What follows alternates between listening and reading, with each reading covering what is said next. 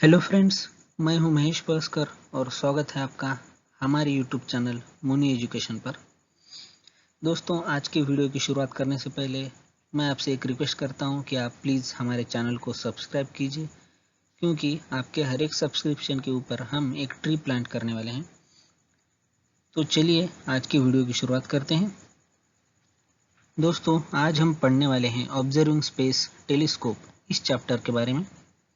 तो सबसे पहले ये जान लेते हैं कि स्पेस मतलब क्या। देखिए, जहाँ पे हमारे स्टार्स, मून, सन, अर्थ और जो भी प्लैनेट्स है वो जहाँ पे रहते हैं उसे हम स्पेस कहते हैं। या फिर आप ये भी कह सकते हैं कि the area around the earth, मतलब जो अपना अर्थ है उसके आजू बाजू का जो एरिया है उसे स्पेस कहते हैं। और ऑब्जर्विंग स्पेस मतलब उस स्पेस में क्या है, वो स्पेस क्या है इसे जानना, मतलब ऑब्जर्विंग स्पेस। और टेलीस्कोप मतलब क्या, किसी दूर की चीज को पास से कैसे देखना, इस इक्विपमेंट को टेलीस्कोप कहते हैं। मान लीजिए आपसे कुछ मीटर के दूरी पर एक बस जा रही है, लेकिन उस बस पे जो नंबर प्लेट है उस पे का नंबर आपको अभी दिख नहीं रहा है। अगर आपके पास टेलीस्कोपी इक्विपमेंट होगा तो आपको वो प्लेट पे का नंबर इजीली दिखेगा। तो ये है टेलीस्कोप का यूज। देखिए दोस्तों, आज के इस चैप्टर में हम क्या पढ़ने वाले हैं उस पर एक नज़र डाल लेते हैं। फर्स्ट है फॉर्म्स ऑफ लाइट, उसके बाद है telescopes and types of telescopes, फिर आता है टेलीस्कोप्स इन स्पेस और Indian space research organisation ISRO के बारे में। तो आज से करीब करीब 500 साल पहले जो हमारे पूर्वज थे वो सन, मून और जो स्टार्स है उनके बारे में काफ़ी क्यूरियस थे। उनको ये जानना था कि जैसे हमें आँखों को सन जो दिखता है और जो रात में स्टार्स दिखते हैं, क्या वो एक्चुअल में वैसे ही होते हैं। तो उन्हें ये जानना था, वो इसके बारे में बहुत क्यूरियस थे।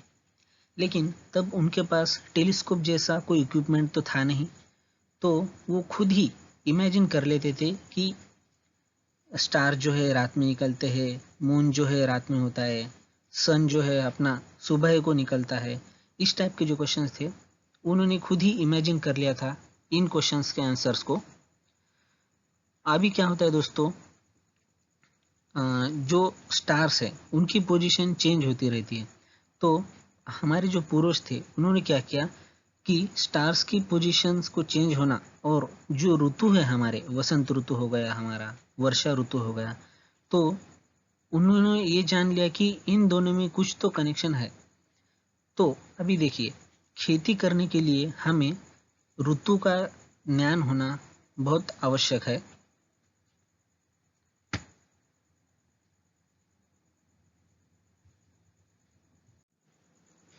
दोस्तों, मान लीजिए हमारा फ्रूट है एक आम।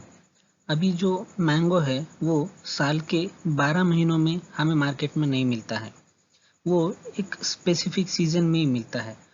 और जो वसंत ऋतु होता है हमारा, उसमें ही आम मिलता है। तो इसका मतलब क्या है दोस्तों कि अगर हमें किसी की खेती करनी है, मान लीजिए गेहूं की खेती करनी है, तो हमें एक स्पेसिफिक सीजन के अंदर ही हम उसकी खेती कर सकते हैं। तो इसलिए हमें सीजन्स की जानकारी होना बहुत ज़रूरी होता है। तो पहले तो ऐसा कुछ टेलीस्कोप वो था नहीं, तो जो हमारे पूर्वज थे वो आसमान में तारों की पोजीशन देख के ही पता लगा लेते थे कि आज बारिश होगी या नहीं, ये कौन सा सीजन है। इन सब क्वेश्चन के आंसर उनको आसमान में देख के पता चलते थे। तो इस चैप्टर में हम ये पढ़ने वाले हैं कि टेलीस्कोप की खोज किसने की, टेलीस्कोप एक्चुअल में कैसे वर्क करता है। तो चलिए दोस्तों, अब हम नेक्स्ट स्लाइड की तरफ बढ़ते हैं। दोस्तों, हमारा अगला पॉइंट है डिफरेंट फॉर्म्स ऑफ लाइट। लेकिन इसके पहले हम एक बात जान लेते हैं कि टेलीस्कोप की खोज सबसे पहले किसने की।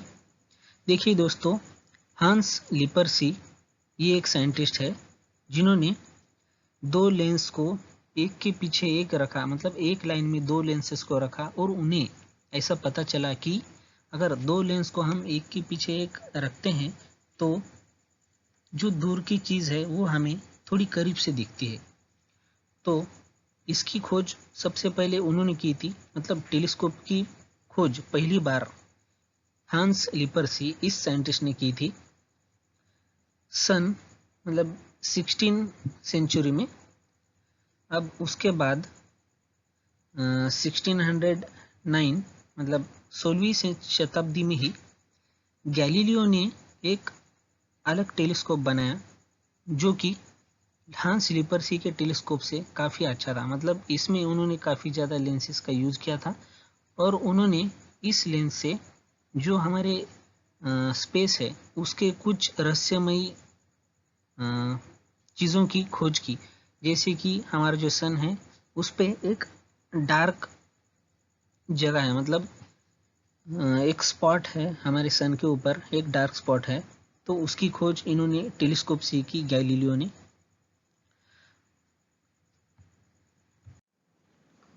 दोस्तों, गैलीलियो की टेलीस्कोप की खोज के बाद आज के 20th सेंचुरी में हमने जो है पृथ्वी के या फिर कहिए यूनिवर्स के कई रहस्यमय चीज़ों के बारे में पता लगा लिया है।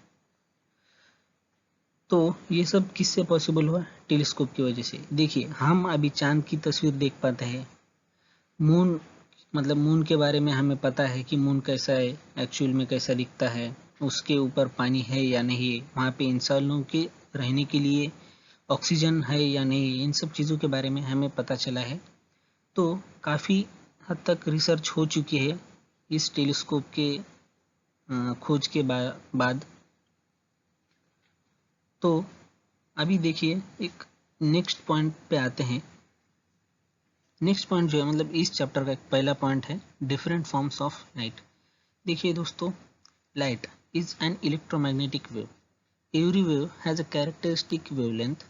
Our eyes can only see that light which has wavelengths between 400 nanometer to 800 nanometer। देखिए दोस्तों, लाइट क्या है? एक इलेक्ट्रोमैग्नेटिक वेव है। अभी वेव क्या होती है? वेव एक ऐसी चीज़ है जो एनर्जी को एक जगह से दूसरी जगह ट्रांसफ़र करती है। मान लीजिए आप दो दोस्त हैं, वो आपस में बात कर रहे हैं। अभी हम एक दोस्त बोल रहा है और वो दूसरा दोस्त सुन रहा है उसको, तो वो दूसरा दोस्त जो है वो कैसे सुन पा रहा है? क्योंकि जो हम कहते हैं, मान लीजिए एक जो दोस्त कह रहा है वो वेव के फॉर्म में आगे वाले उसके दोस्त को सुनाई देता है, तो ये है वेव। और अगर और एक एग्जांपल लेते हैं हम, तो मान लीजिए आपने कभी मतलब तालाब में पत्थर फेंका होगा तो देखा होगा कि उसमें कुछ वेव्स क्रिएट हो जाती है। आपने अगर गौर से देखा होगा तो आपको पता होगा। एनीवेज, और अभी देखिए every wave has a characteristic wavelength. जो वेव होती है, हर एक वेव उसकी एक प्रॉपर्टी होती है वेवलेंथ, और हम सिर्फ उन्हीं वेव्स को देख पाते हैं जिनकी वेवलेंथ जो है इस रेंज में होती है 400 नैनोमीटर टू 800 नैनोमीटर। और इस वेव को जो है हम कहते हैं विजिबल रेडिएशन। देखिए दोस्तों, ये क्वेश्चन पूछा जा सकता है ऑब्जेक्टिव के तौर पर। However, there are electromagnetic waves of wavelengths other than the visible ones, most of which we cannot see as our eyes are not sensitive to them। देखिए, अभी लाइट के अलावा भी बहुत सारी इलेक्ट्रोमैग्नेटिक वेव्स है जिनकी जो वेवलेंथ है इस रेंज में नहीं आती है, और हम उन्हें देख नहीं पाते क्योंकि वो हमारे आँखों को सेंसिटिव नहीं होती है। अभी देखिए दोस्तों, लाइट वेव की तरह ही और कई वेव्स हैं, उनका एक टेबल यहाँ पे है। देखिए, types of radiation and wavelength.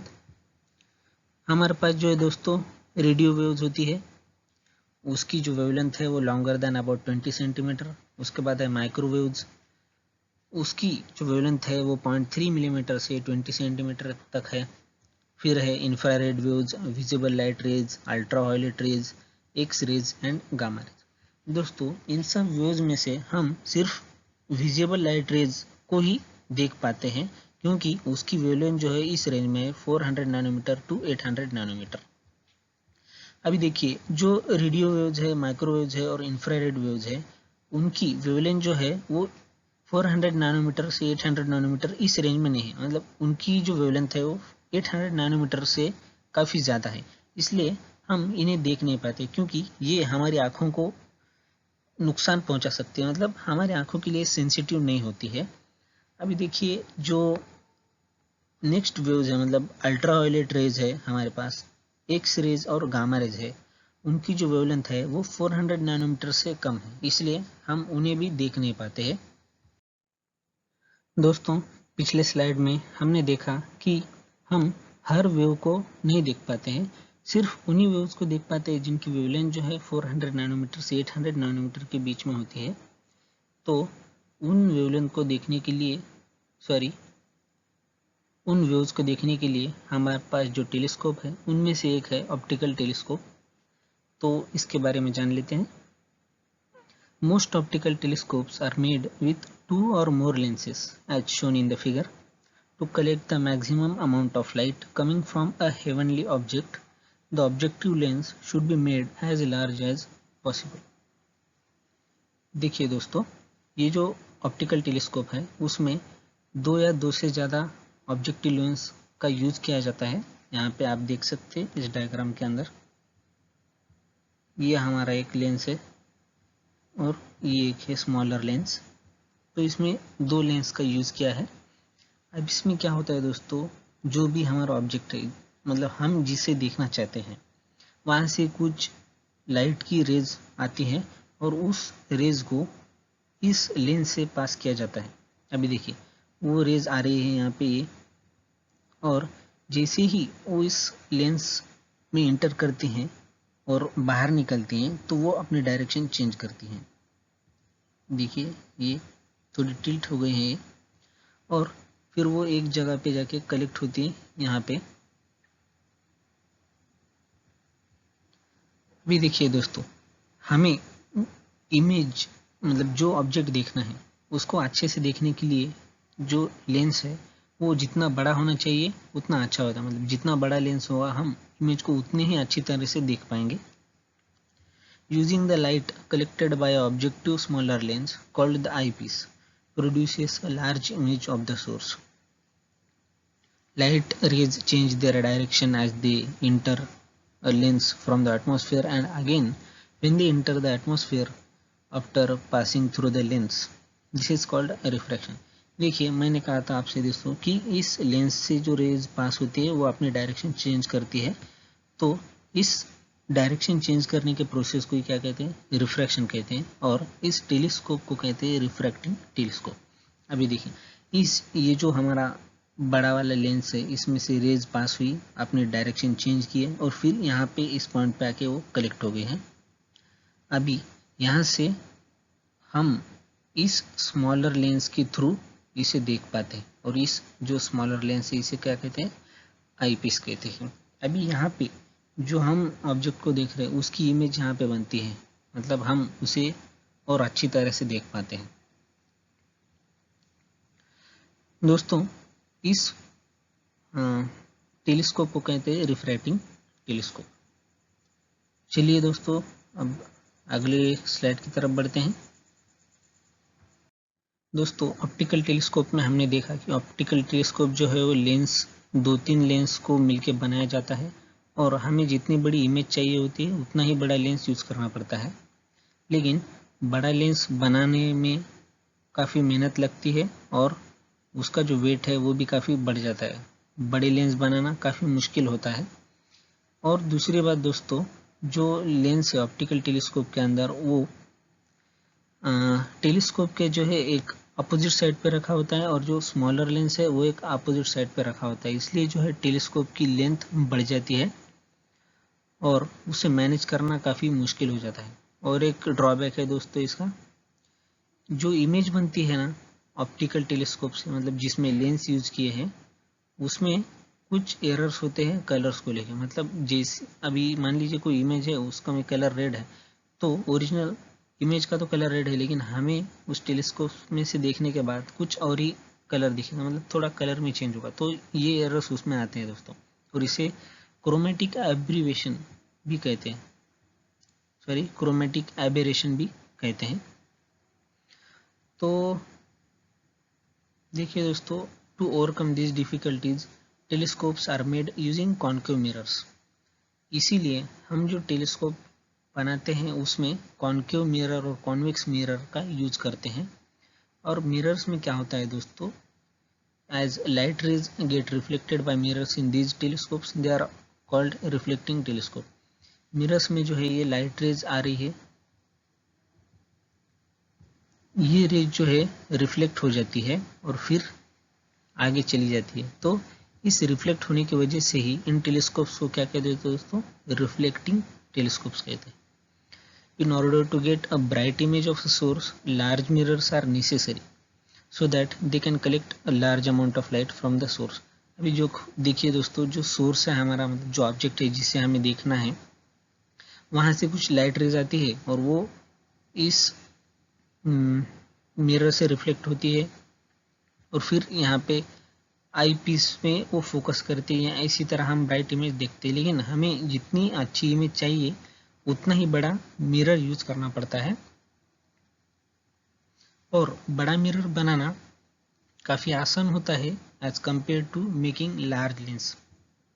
देखिए, also big mirrors can be made by combining several smaller pieces. जो बड़ा मिरर है उसे हम छोटे छोटे स्मॉल पीसेस को मिलाकर भी बना सकते हैं, और इसका जो वेट होता है दोस्तों वो भी लेंस से काफ़ी कम होता है। इसलिए दोस्तों हम टेलीस्कोप के अंदर मिरर का यूज ज़्यादा करते हैं। अभी जिस टेलीस्कोप में हम कॉन्वेक्स और कॉन्केव मिरर यूज करते हैं उसके भी दो टाइप्स है, कैसेग्रीन टेलीस्कोप और द न्यूटोनियन टेलीस्कोप। देखिए दोस्तों, कैसेग्रीन टेलीस्कोप के बारे में जान लेते हैं। ये देखिए लाइट सोर्स है, यहाँ से रेज पास हो रही है, इन रेज को कॉन्केव मिरर से रिफ्लेक्ट कराने के बाद कॉन्वेक्स मिरर पे फिर एक बार रिफ्लेक्ट किया जाता है, और वहाँ से रिफ्लेक्ट होने के बाद वो इस आई पीस पे जाके कलेक्ट हो जाती है, फोकस होती है, और यहाँ पे हमें ब्राइट इमेज देखने को मिलती है। होता है दोस्तों कैसेग्रीन टेलीस्कोप के अंदर। और जो न्यूटोनियन टेलीस्कोप है उसमें क्या होता है दोस्तों, ये देखिए ये कॉन्केव मिरर है, ये लाइट सोर्स, इस लाइट सोर्स से जो रेज आती है वो कॉन्केव मिरर से रिफ्लेक्ट होती है, और उस रिफ्लेक्ट होने के बाद उसको फिर एक बार एक प्लेन मिरर से रिफ्लेक्ट किया जाता है, और वो कुछ परपेंडिकुलर डायरेक्शन में, मान ली इधर इस स्मॉलर लेंस पे जाके कलेक्ट हो जाती है, और इसी तरह यहाँ पे हमें ब्राइट इमेज देखने को मिलती है इस आईपीस के थ्रू। तो ये होगा न्यूटोनियन टेलीस्कोप दोस्तों। चलिए आगे की स्लाइड पर बढ़ते हैं। अभी देखिए जो तो नेक्स्ट पॉइंट है हमारा रेडियो टेलीस्कोप। दोस्तों नेक्स्ट टाइप ऑफ टेलीस्कोप जो है वो है रेडियो टेलीस्कोप। देखिए दोस्तों, many heavenly objects emit radio waves in addition to visible radiation. We cannot see this radiation with our eyes, hence a special type of telescope is used to receive these rays. It is called a radio telescope. ये दोस्तों visible radiation तो हमें पता है, जिन्हें हम अपनी आंखों से देख पाते हैं, जिनकी वेवलेंथ जो है 400 नैनोमीटर से 800 नैनोमीटर के बीच में होते हैं, उन्हें हम देख पाते हैं, और उन्हें कहते हैं विजिबल रेडिएशन। और इसी के एडिशन में जो हेवनली ऑब्जेक्ट्स है, मतलब जो हमारे सैटेलाइट है, वो दूसरी वेव्स जो है वो इमिट करते हैं, और उसे कहते हैं radio waves.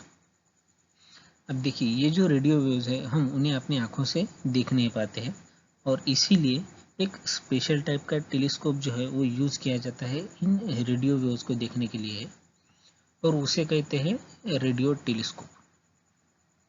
It is made from one or more dishes of a particular parabolic shape। देखिए दोस्तों, ये जो है ये पैराबोलिक शेप है, ये देख सकते हैं, जो आप डायग्राम में देख सकते हैं। इस शेप में वो बनाया जाता है हमारा radio telescope. As in optional telescope that incident radio waves are reflected by these dishes and converge at the focus. देखिए दोस्तों, जो ऑप्टिकल टेलीस्कोप है हमारा, उसमें इंसिडेंट रेडियो वेव जो है वो रिफ्लेक्ट होती है इस डिशेस से। यहाँ से वो रेडियो वेव जो है वो रिफ्लेक्ट होती है और एक जगह जाके फोकस होती है। वो जो हमने ऑप्टिकल टेलीस्कोप में देखा था ना दोस्तों, वहाँ पे जो रेज लेंस से पास होने के बाद जहाँ पे फोकस होती है, फिर आई पीस पे जो ब्राइट इमेज बनती है, बिल्कुल उसी तरह radio receiver is placed at the focal point. The information gathered by this receiver is passed on to a computer which analyzes it and constructs an image of the source. अभी ये जो radio waves है, इसका एक receiver होता है जो इन waves को रिसीव करता है और वो जो है वो फोकल पॉइंट पे होता है। अभी फोकल पॉइंट तो आपको पता ही होगा, लेंस जो है उसका फोकल पॉइंट। तो दोस्तों फोकल पॉइंट क्या है हमारा, जो लेंस से रेज हमारे पास होती है और वो लेंस से पास होने के बाद रिफ्लेक्ट होती है और फिर एक पॉइंट पे फोकस होती है। तो जिस पॉइंट पे फोकस होती है उस पॉइंट को हम फोकल पॉइंट कहते हैं दोस्तों। अभी ये तो हमने देख लिया कि एक रेडियो रिसीवर होता है जो ये रेडियो वेव्स को रिसीव करता है और फिर इस इंफॉर्मेशन को कलेक्ट करके वो कंप्यूटर पे भेज देता है और वो वहाँ पे फिर बाद में उसकी एनालिसिस की जाती है और जो हमारा सोर्स है उसकी इमेज बनाई जाती है। तो ये था दोस्तों रेडियो टेलीस्कोप। अभी देखिए दोस्तों, अ लार्ज रेडियो टेलीस्कोप मतलब क्या है दोस्तों, एक टेलीस्कोप है रेडियो टेलीस्कोप जो हमारे गवर्नमेंट ने बनाया है, GMRT उसका नाम है, जिएंट मीटर वेव रेडियो टेलीस्कोप। वो जो है दोस्तों पुणे के करीब बनाया गया है। चलिए दोस्तों नेक्स्ट स्लाइड की तरफ बढ़ते हैं। दोस्तों अभी एक रेडियो टेलीस्कोप के बारे में जान लेते हैं जो हमारे इंडियन साइंटिस्ट और इंजीनियर्स ने मिनिमम कॉस्ट में बनाया है। देखिए, a large radio telescope called the Giant Meter Wave Radio Telescope (GMRT) has been erected at Narayangaon near Pune.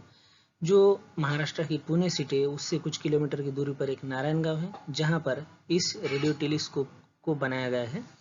अभी इसका नाम जो है GMRT है। ये जो रेडियो टेलीस्कोप है वो है रेडियो वेव्स को यूज करता है जिसकी वेवलेंथ जो है करीब करीब 1 मीटर होती है। देखिए, it uses radio waves having wavelengths of about a meter coming from heavenly bodies to study those bodies. देखिए, heavenly bodies आपको पता है जो स्पेस में जो चीज़ें हैं, मान लीजिए जैसे सैटेलाइट हुआ है, वो जो है कुछ वेव्स रेडिएट करते हैं, वो उसे कहते हैं रेडियो वेव्स। अभी उन वेव्स को जो स्टडी करते हैं हम इस टेलीस्कोप से, जो रेडियो टेलीस्कोप है हमारा, तो ये जो रेडियो टेलीस्कोप है वो एक्चुअल में क्या है, 30 डिशेस का एक कलेक्शन है। This telescope is actually collection of 30 dishes and each having a diameter of 45 meter. It is called a giant telescope as the arrangement of 30 dishes over an area which measures up to 25 km across. देखिए दोस्तों, ये जो radio telescope है वो actual में 30 dish से मिलके बना है और उनका जो डायमीटर है वो 45 मीटर तक है और इसे जायंट टेलीस्कोप कहते हैं। देखिए आप, इतना ये जो टेलीस्कोप है उसमें 30 डिशेस यूज की है, मतलब ये काफ़ी बड़ा होगा, इसलिए इसका नाम भी जायंट टेलीस्कोप ही है। और इसका जो अरेंजमेंट है वो 25 किलोमीटर का जो एरिया है उस पर किया गया है और is made in such a way that it works as a single dish having a diameter of 25 किमी। और ये जो है देखो, अगर हम 25 किमी डायमीटर का अगर डिश यूज करते हैं, वो जितना वर्क करेगा उतना ही ये टेलीस्कोप जो वर्क करता है, जो हमारा GMRT है।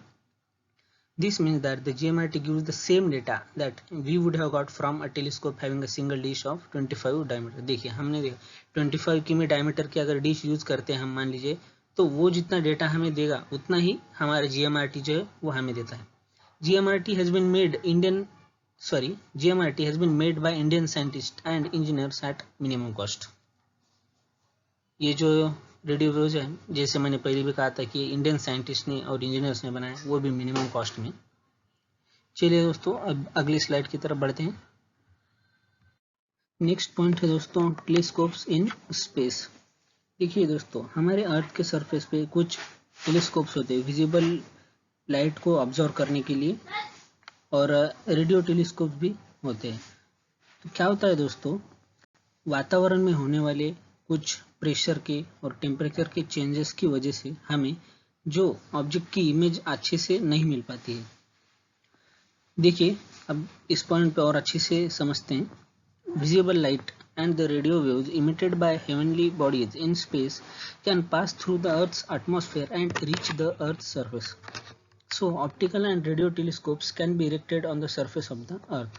However, these Earth-based telescopes present some problems in making good quality observations. देखिए, जो दूसरे तारे हैं या फिर प्लैनेट्स है अर्थ के अलावा, वहाँ से जो विजिबल लाइट आती है या फिर जो रेडियो वेव्स आती है, वो हमारे अर्थ के एटमॉस्फेयर तक पहुँच पाती है। मतलब अर्थ के एटमॉस्फेयर में आ सकते हैं और अर्थ के एटमॉस्फेयर पे अर्थ के सरफेस पे जो ऑप्टिकल और रेडियो टेलीस्कोप्स हैं, उनको कई बार इन जो प्लैनेट्स से स्टार्स है उनकी गुड क्वालिटी ऑब्जर्वेशन करने में थोड़ी दिक्कत आती है।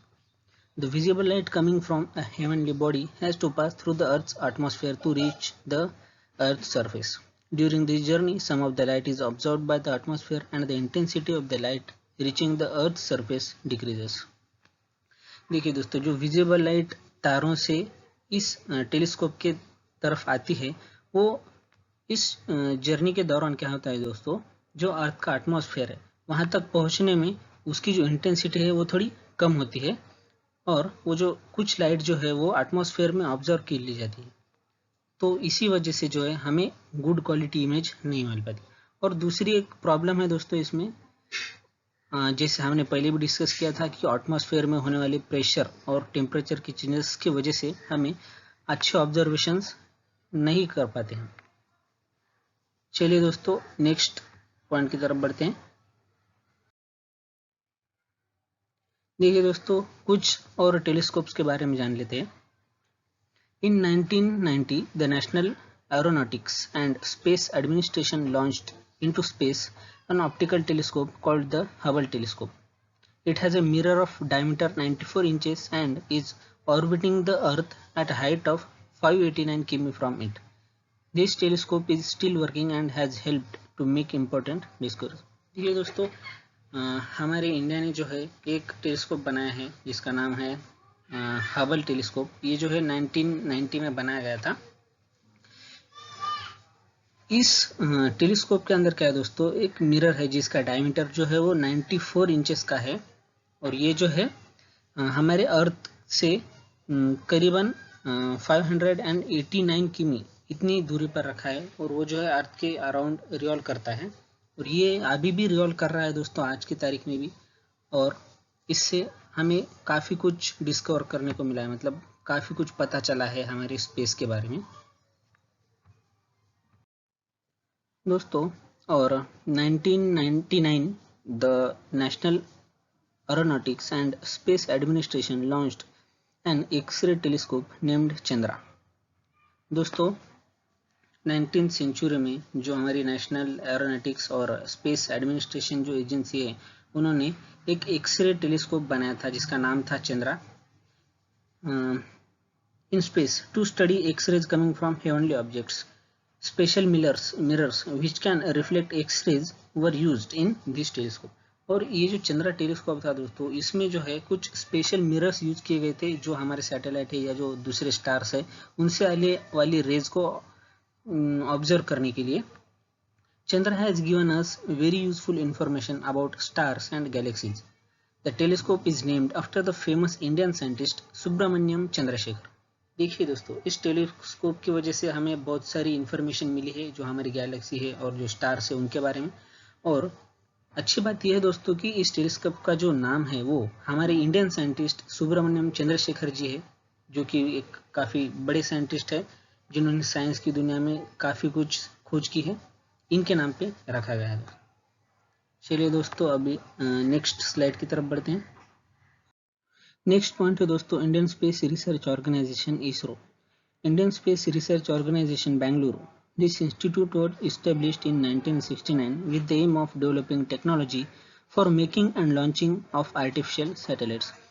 ये जो इंस्टीट्यूट है दोस्तों, ये बेंगलुरु में है और इसकी जो स्थापना है वो की गई थी 1969 में। इसका जो प्रमुख उद्देश्य था दोस्तों वो था कि आर्टिफिशियल सैटेलाइट्स को बनाना और उन्हें लॉन्च करना, जैसे कि हमारा चंद्रयान 1 हो गया, चंद्रयान 2 हो गया, या फिर इनसैट, जीसैट। ये जो आर्टिफिशियल सैटेलाइट्स है दोस्तों, इन्हें लॉन्च करना, ये जो इसका प्रमुख उद्देश्य था। Till date ISRO has successfully launched a large number of satellites. ISRO's program is foremost among the successful programs undertaken by independent India. India's progress in space science has played a big role in national and social development. दोस्तों, आज की date तक इसरो ने जो है वो काफ़ी सारे सैटेलाइट्स को लॉन्च किया है स्पेस में, जिससे इंडिया का काफ़ी नाम हुआ है दुनिया में।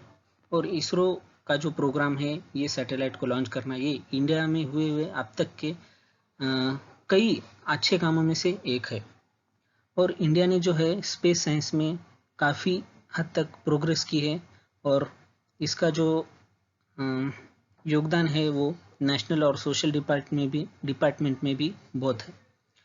The INSAT and GSAT series of satellite support और telecommunication network, television broadcasting and meteorological services. देखिए, अभी ये जो 2 सैटेलाइट है, इनसैट और जीसैट, इनकी जो सीरीज है दोस्तों, मतलब इनसैट 1, इनसैट 2, ऐसे ये सैटेलाइट हमने स्पेस में लॉन्च किए हैं। इन सैटेलाइट्स की वजह से हम जो है दोस्तों वो हमारे टीवी पे, अभी मान लीजिए कोई सीरियल चालू है, टीवी पे मूवी चल रही है, और उस टाइम पे वो मूवी पूरे इंडिया में कितने लोग देख रहे हैं, ये हमें कैसे पता चलता है दोस्तों? ये टेलीविजन ब्रॉडकास्टिंग की वजह से। ये जो टीआरपी रहती है दोस्तों, आपने सुना होगा कभी कि इस चैनल की टीआरपी इतनी है, तो वो हमें इस जो इनसैट और जीसैट जो सीरीज है इन सैटेलाइट्स की वजह से पता चला है। और हमारे देश में अभी जो इंटरनेट अवेलेबल है, जो हम टेलीफोन पे बात कर सकते हैं एक दूसरे से, वो पूरी इंडिया में अवेलेबल है। और वो किसकी वजह से दोस्तों? इन सैटेलाइट्स की वजह से।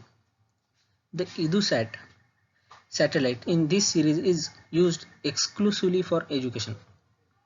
जो इडूसैट नाम का जो सैटेलाइट है दोस्तों, वो स्पेशली जो है वो एजुकेशन फील्ड में यूज होता है।